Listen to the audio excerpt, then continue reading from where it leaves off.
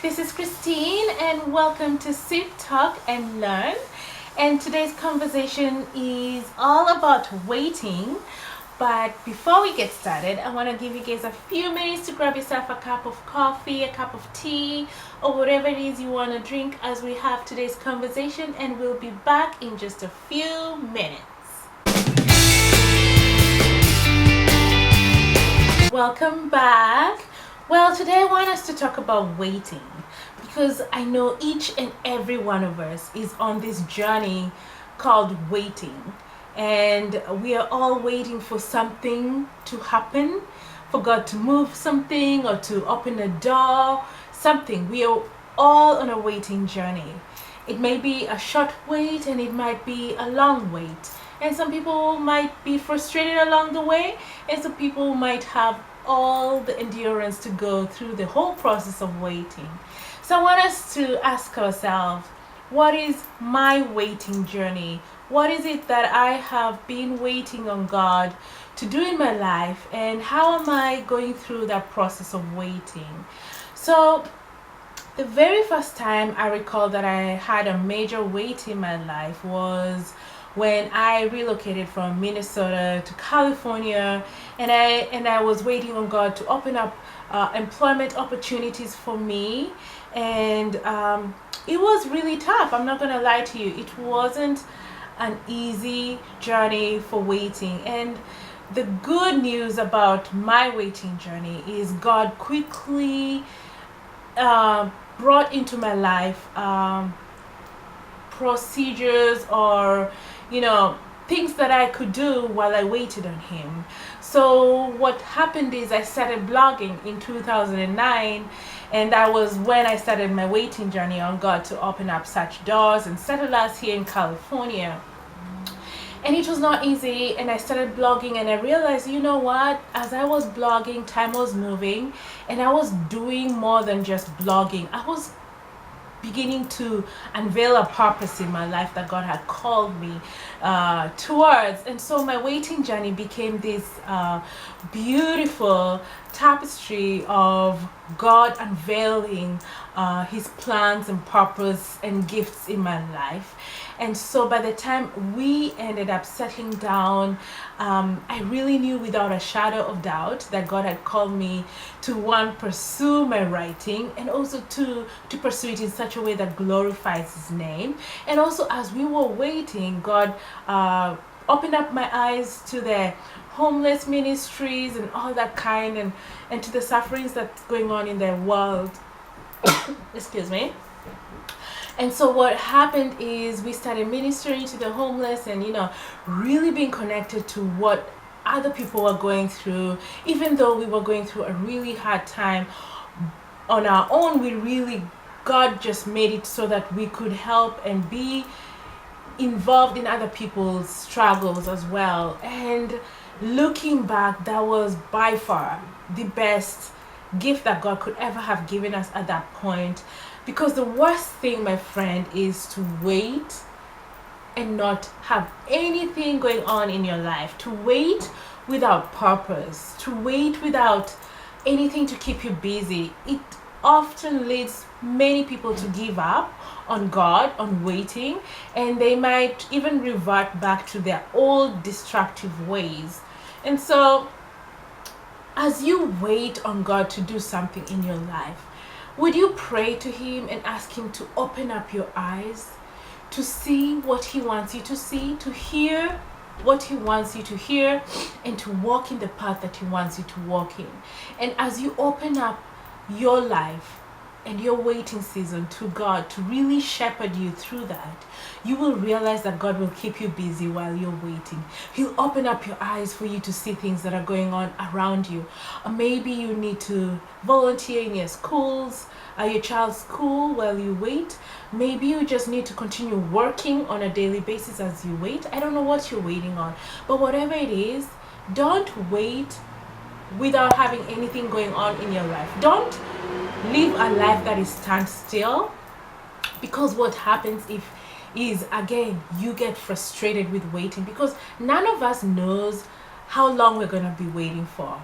Some people's waiting seasons are so many years, And it can be very, very frustrating if you're waiting idle without anything going on in your life. And the best thing we can do for ourselves is, as we are waiting on God, that we are helping someone go through life, And so there's so many things you could do. You might have a neighbor who is elderly, and maybe God has put it in your heart to just help that elderly person as you wait, Another area of my life that I've been waiting on God to kind of like open up a door for is a husband. So I'm waiting to meet my husband, but I'm not waiting every day, just like idle and just, not doing anything in my life because I'm waiting on my husband. No.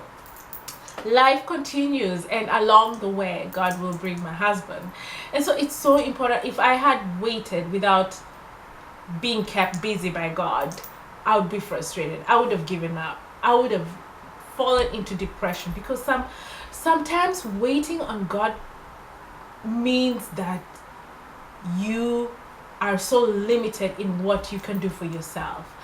Sometimes when you're waiting on God, He actually diminishes other people's resources that are able to help you, so that you can actually go through the waiting process. Because when you're waiting, God is preparing you and molding you to be able to then receive the blessing that you're waiting on. So waiting is a good thing. Waiting on God is a way to build endurance. It's a way for you to build trust in God. It's a way for you to reach out and be merciful and show mercy to other people and go through life selflessly, as you wait on God to do this wonderful thing in your life. And you'll go through one waiting season, and then another waiting season will come up. So each waiting season is a preparation for the next waiting season. So if you never went through the whole journey to wait on your previous season, then you'll not be equipped to really handle the next level of waiting. So I want to encourage you all, as you wait, don't give up on God. Whatever He has told you or prophesied over your life or has promised you, just believe that He is faithful, and that at His own time, all will come to pass. And the best thing about God, He is never early, He is never late, He is always right on time. So don't think that God has forgotten about you. He has not. He has had you right where you are the very first time you called out to Him. And what He's doing in your life is much bigger than what you could ever do for yourself. And sometimes as you wait and it's so long and it feels so draining, I just really think that the longer you're waiting is equivalent to the blessing that is coming ahead. So if you're waiting longer, that means God is really preparing for you for something bigger. And you really need to be equipped to handle it, Because, God's plan is not our plan, He has much greater plans for us.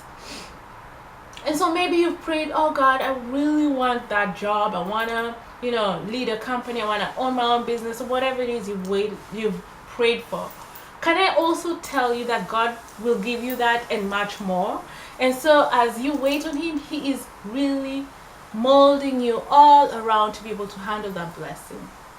And then don't forget, when God fulfills your blessing or comes through with whatever it is you're waiting on Him to, don't forget that to whom much is given, much is expected. And so God expects that you will be able to bless other people, and you'll be able to live a life of purpose, because waiting is on God means you've trusted Him, and when He blesses you so that you can be a blessing to other people. And so I want to encourage you to keep waiting. We are all waiting. I'm waiting. Your neighbor is waiting. We're all waiting on something. But wait selflessly. Wait by doing something for someone else. Wait by keeping yourself busy. Don't wait in a self-centered way where it's all about you and you're not going to do anything. You're not going to move until God does whatever it is that you have asked Him to do. If you're waiting on a husband, don't stop doing things because you need a husband to do that for you. No, I remember when I first moved here, and then we bought all these things from IKEA, and we needed to assemble them. Oh my goodness. And then I say, oh God, if I had a husband, I would not have to worry about assembling all this stuff. And God quickly told me, you know what, Christine, ask and it shall be given unto you.